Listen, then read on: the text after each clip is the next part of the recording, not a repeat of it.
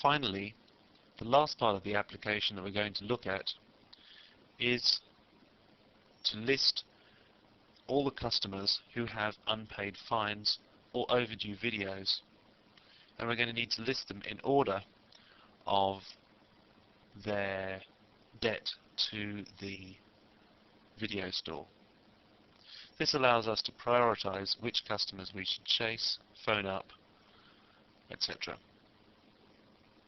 I'm going to do this a slightly different way round to the way I've done with each of the other functions.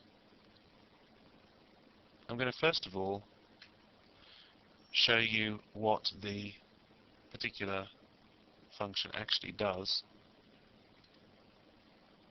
As you can see, each of these is now ordered. So we notice John Flickwatcher owes a lot of money. He has $18 owing on a very late DVD here. He also has $3.20 which is unpaid. Presumably he put back another video at some point and forgot to take heat back. So as you can see, what we need to do to get this particular function to work is to pull into the application a list of all the customers that owe money and order them by the amount that they owe. Now, there are two ways in which we could accomplish this. One way would be to simply pull in all the information regarding the customers and the copies of videos that they have out, and then let the application sort through them and order them. The reason why this might seem an obvious choice is that the actual debts that the customers owe to the video store are not held in any one place. Their debts are partially held in the unpaid column for videos that have been returned without paying, and so on. And the other debts are worked out by the degree to which their videos that they've got out are overdue. So it's not simply a matter of ordering the customers by the unpaid column. The disadvantage with letting the application process this side of the query is that it's not what the application is good at. The application is good at complicated things like user interaction and presenting information on the screen. MySQL, on the other hand, is good at querying data and pulling up results very fast. So let's see how we can translate this quite complicated issue into a MySQL query. As you may have guessed, this is one of the most complex queries we're going to have to carry out within this application. There's only one query that occurs in the list debtors.php script, and this query looks like this. Now, this may seem a rather formidable amount of information, but let's look at it point by point and see exactly what is being done with this query. First of all, if we look at the from clause here, you'll notice that all the information is being pulled purely from the customers table, the charges table, and the copies table. The charges information is only accessing the amount that has to be paid per day late. So that table is not even joined onto the others. The rented to column of the customers table joins with the customer's ID over here in this clause,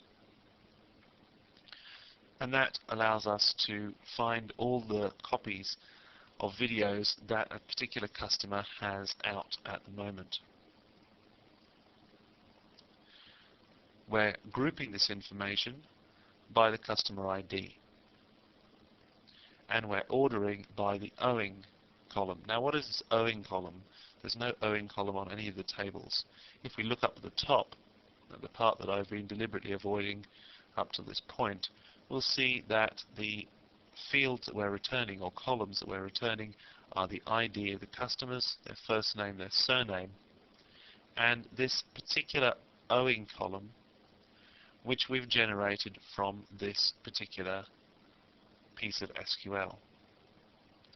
Now this column is calculated by adding customers' unpaid fines to a sum, which, if you remember, is an aggregate function which we can use to add up information within multiple rows of a table.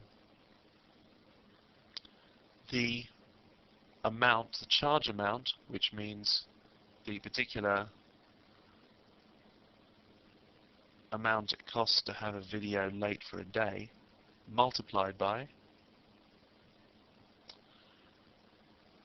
and here we have an if function, and this if function takes a look at whether the current number of days, that's what the 2 days function here does, of the current date minus the current number of days on the due date of the copy of the video is greater than 0. So in other words, if it's overdue, then multiply the amount by the number of days by which it is overdue. Otherwise, multiply by 0. The reason why we're including this particular if function is that if the video is not overdue, if it's not going to be due for another 2 days, the last thing we want is for the amount of the overdue video to be multiplied by -2, effectively giving the customer credit simply for returning a video early. This is not something that we wish to do. So we have to use the if function to discriminate between late videos and early videos.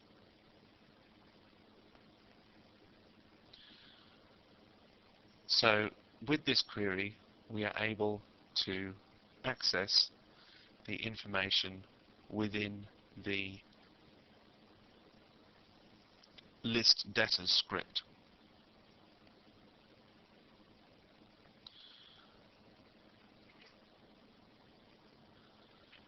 That concludes the summary of the building of the database.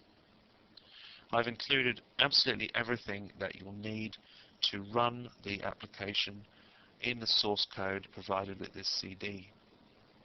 So as long as you have a web server software, you have PHP installed, and of course if you have mysql, which I have to assume you do considering that you've progressed this far through the course, then you'll be able to run this application for yourself and take it to pieces and have a play around with the way it works.